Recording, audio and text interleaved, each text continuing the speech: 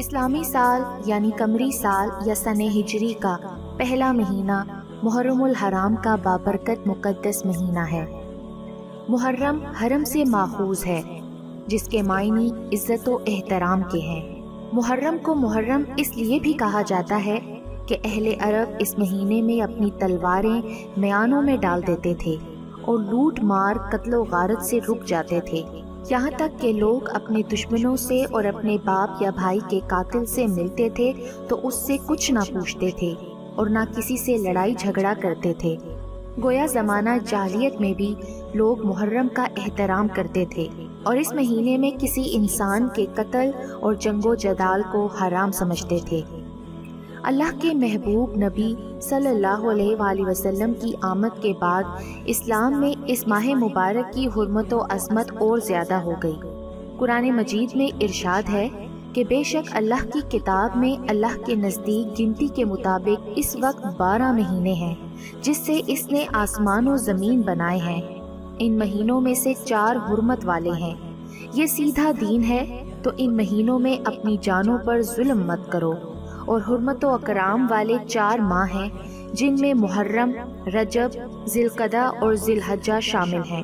نبی کریم صلی اللہ علیہ وآلہ وسلم نے ارشاد فرمایا کہ جو شخص محرم الحرام میں روزے رکھتا ہے تو اسے ہر روزے کے بدلے میں 30 روزوں کا ثواب ملتا ہے۔ رسول پاک صلی اللہ علیہ وآلہ وسلم کا ارشاد ہے کہ جو شخص محرم الحرام میں پہلے 10 دن تک مسلسل روزے رکھے گا، گویا اس نے 10,000 سال اس طرح عبادت کی کہ رات میں قیام کیا اور دن میں روزہ رکھا۔ اس ماہ مقدس کا 10واں دن یوم عاشور کہلاتا ہے۔ عاشور سریانی زبان کا لفظ ہے جس کے معنی جامع برکات کے ہیں، اور یہ یوم عاشوراء ہر سال مسلمانوں کے لیے جامع برکات بن کر آتا ہے، اس لیے عرب نے اس دن کو عاشوراء کے نام موسوم کیا۔ علماء کا کہنا ہے کہ اللہ تعالیٰ نے اسی دن کو عرش، کرسی، لوح و قلم، جنت، حضرت آدم علیہ السلام، اماں حوا، زمین و آسمان اور ارواح کو پیدا فرمایا۔ اسی دن حضرت ابراہیم علیہ السلام کی ولادت ہوئی۔ اسی دن ان کو آگ میں پھینکا گیا اور اسی دن آگ گلزار بنی۔ اسی دن اللہ نے بنی اسرائیل کو فرعون کے ظلم سے نجات دلائی۔ یہی وہ دن ہے جس میں حضرت نوح علیہ السلام کی کشتی جودی پہاڑ پر رکی۔ اسی دن حضرت سلیمان علیہ السلام کو اللہ نے ملک عظیم عطا فرمایا۔ اسی دن حضرت یونس علیہ السلام مچھلی کے پیٹ سے باہر آئے اور ان کی توبہ قبول ہوئی۔ اسی دن حضرت یعقوب علیہ السلام کی بینائی لوٹائی گئی۔ اسی دن حضرت یوسف علیہ السلام گہرے کنویں سے نکالے گئے۔ اسی دن حضرت ایوب علیہ السلام کو بیماری سے شفا ملی۔